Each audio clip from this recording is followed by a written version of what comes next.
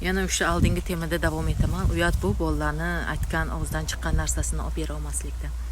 Uyat bu ota-onangizga yordam bera olmaslikda, chunki ishlab oyligingizni yetkaza olmayapsiz. Kamgina ko'p ishlaysiz, oyligingiz kam chiqadi. Uyat menimcha kreditga telefon olishdi. Uyat menimcha kreditni yopish uchun yana kredit olishdi. Uyat menimcha 4 ta 5 ta ishda ishlab bolalarni qanday o'sib borayotganini ko'ra olmaslikda.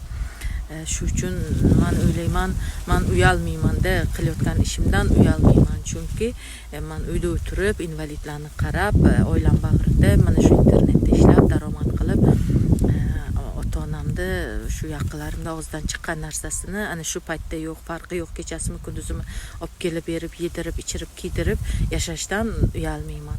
Shu bilan birga agarodlarim bor, agarodlarni ham yurg'izaman. Maqtanish emas u, lekin bugun siz meni majbur qildingiz shularni aytishga.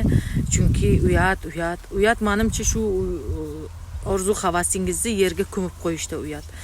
Chunki o'zingiz harakat qila olmaysiz, kallani ishlata olmaysiz, miyani ishlatib, hozirgi 21-asrda daromad qilishni o'rganishga erinib, mug'ambirlik qilib o'tirgan bir chog'ingiz uyat nazarimda.